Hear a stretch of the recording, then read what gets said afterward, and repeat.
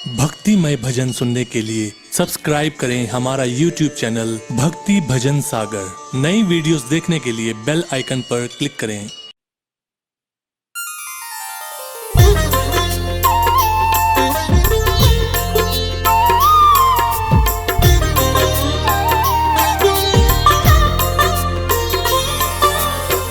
रघुपति राघव राजा राम, पतित पावन सीताराम। बोलिए मर्यादा पुरुषोत्तम भगवान श्री रामचंद्र जी महाराज की। भक्तों, गोस्वामी तुलसीदास जी द्वारा रचित रामचरितमानस भगवान श्री रामचंद्र जी की लीलाओं से परिपूर्ण है। किस तरह श्री हरि विष्णु ने महाराजा दशरथ नंदन राम के रूप में धरती पर अवतार लिया और पापी रावण का अंत कर धरती पर राम राज्य स्थापित किया। रामायण में प्रभु राम की अनेकानेक लीलाओं का वर्णन है, जिनमें से एक मार्मिक कथा अहिल्या उद्धार की कथा मैं आज आपको सुनाने जा रहा हूं। तो एक बार फिर बोलिए मर्यादा पुरुषोत्तम भगवान श्री रामचंद्र जी महाराज की।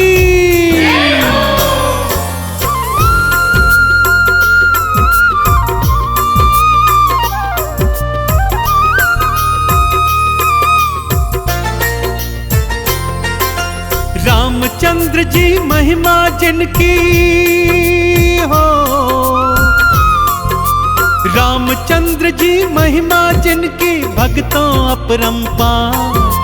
चरण छुआए और अहिल्या कर दीना उद्धार। बोलो रामचंद्र की जय, सियावर रामचंद्र की जय।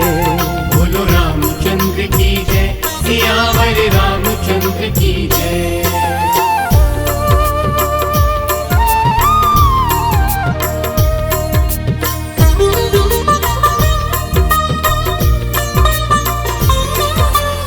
धरती माँ के आह्वान पर श्री हरि विष्णु ने धरती पर महाराजा दशरथ के पुत्र श्री राम के रूप में जन्म लिया।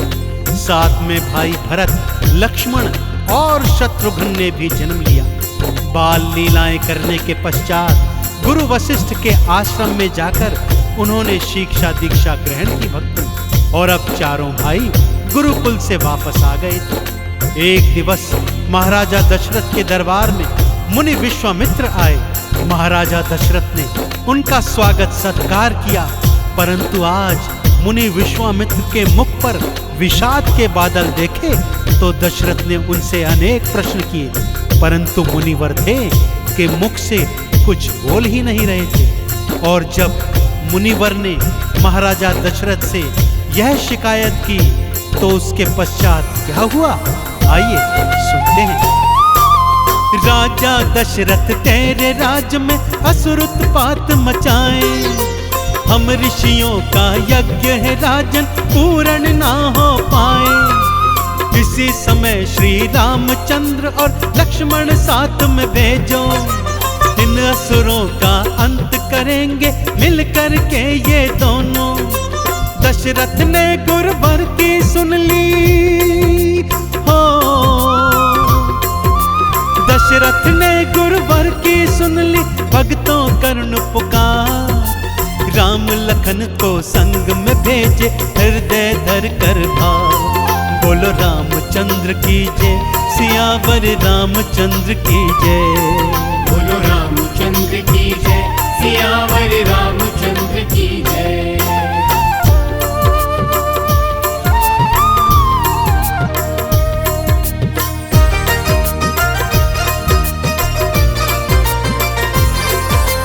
राम और लक्ष्मण मुनि विश्वामित्र के साथ वनों में आ गए भक्तों, और उनके यज्ञ की रक्षा करने लगे।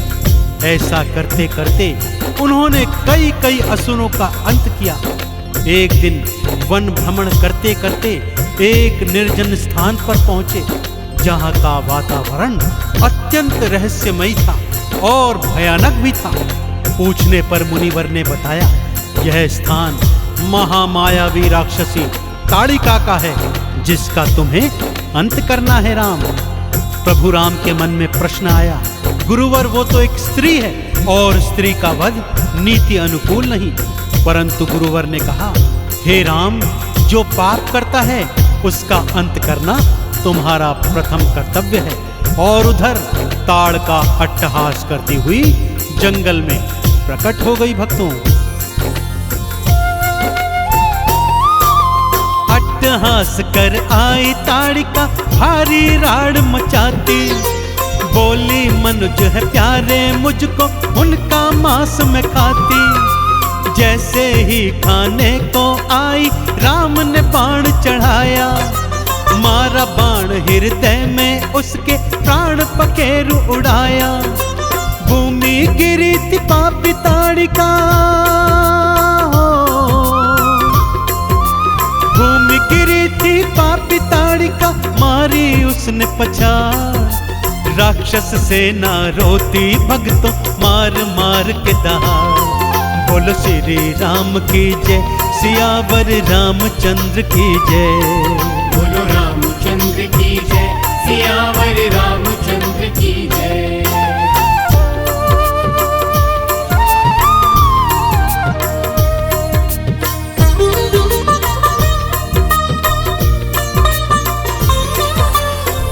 ताड़का और सुबाहु जैसे महाराक्षसों का अंत करने के पश्चात राम और लक्ष्मण मुनि विश्वामित्र के यज्ञ की रक्षा करते रहे। और एक दिन मुनि विश्वामित्र को मिथिला नरेश जनक का संदेश प्राप्त हुआ कि वो अपनी पुत्री सीता का स्वयंवर रचा रहे हैं, जिसमें मुनिवर और उनके शिष्य आमंत्रित हैं। मुनिवर राम और लक्ष्मण को लेकर मिथिला की ओर चल पड़े। मार्ग में एक वीरान आश्रम दिखा। वहां पत्थर की शिला से राम नाम की ध्वनि प्रस्फुटित हो रही थी, जिसका रहस्य मुनिवर ने यूं बतलाया। पत्थर की ये शिला नहीं थी, ये तो कभी थी नारी। गौतम ऋषि की नार अहिल्या श्रापित हुई बेचारी। बड़ी करुण गाथा है इसकी, आओ तुमको सुनाऊं। ध्यान लगा कर सुनना दोनों, आओ मैं बतलाऊं। तुमरे ही चरणों से होना हो, तुमरे ही चरणों से होना इसका तो उद्धार। इसीलिए तो आए हैं हम आज यहाँ इस द्वार। बोलो रामचंद्र की जय, सियावर रामचंद्र की जय।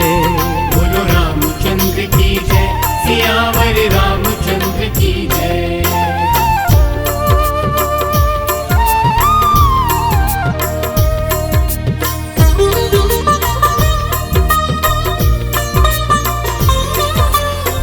इसकी करुण कथा इस तरह है राम। गौतम ऋषि गृहस्थ होकर भी घनघोर तपस्वी थे और उनकी पत्नी अहिल्या अत्यंत पतिव्रता नारी थी। वो नित्य प्रति भोर की पहली किरण के साथ साथ गंगा स्नान हेतु चले जाते थे, परंतु इंद्र उनके तप को भ्रष्ट करना चाहता था। अतः उसने एक चाल चली, मध्य रात्रि को मुर्गे की बांग दे दी। गौतम ऋषि भोर हो गई जानकर गंगा स्नान को चल दिए और इधर इंद्र उनका रूप धरकर कुटिया में प्रवेश कर गया और अहिल्या के साथ प्रेम क्रीड़ा करने लगा। उधर गौतम ऋषि जब वापस आए तब उन्होंने अहिल्या को इंद्र के साथ प्रेम रत देखा और क्रोध में आकर उन्हें श्राप दे दिया कि जा तू पत्थर की शिला बन जा। परंतु जब सत्य जाना तो उसे मुक्ति का उपाय बताया कि राम चरणों की धूलि से एक दिन तेरा उद्धार होगा। जाओ राम अब देर करो ना, शिला के सन्मुख जाओ। पाथर नारी अहिल्या से तुम अपने चरण छुआओ। जैसे ही वो चरण छुआए पत्थर बन गया नारी। रामचंद्र की चरण धूलि से नार अहिल्या तारी।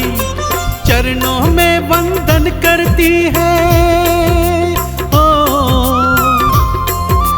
चरणों में वंदन करती है अहिल्या 100 बार। चली गई थी अहिल्या नारी गौतम ऋषि के द्वार। बोलो राम रामचंद्र की जय, सियावर रामचंद्र की जय। बोलो रामचंद्र की जय, सियावर रामचंद्र की जय।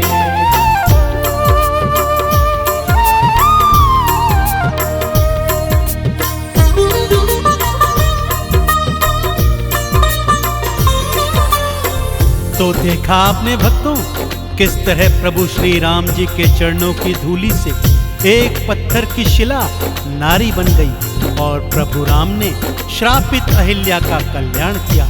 तो आप भी यदि प्रभु श्री राम की कृपा को प्राप्त करना चाहते हैं तो तत्काल प्रभाव से प्रभु श्री राम जी के नाम को जपना प्रारंभ कर दीजिए, क्योंकि वेद पुराण भी यही कहते हैं, राम से बड़ा राम का नाम, राम से बड़ा राम का नाम। तो बोलिए भगवान श्री रामचंद्र जी महाराज की।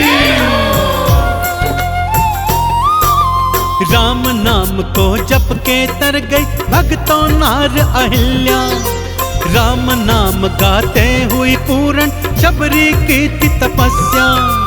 राम नाम को जप के जटायु लोक वैकुंठ सिधारे, राम भक्त हनुमान सदा ही राम राम ही उचारे। चंदन तिलक लगाएगा जो, चंदन तिलक लगाएगा जो होगा भव से पार। राम नाम हितकारी भक्तों करता है उद्धार। बोलो रामचंद्र की जय, सियावर रामचंद्र की जय। बोलो रामचंद्र की जय, सियावर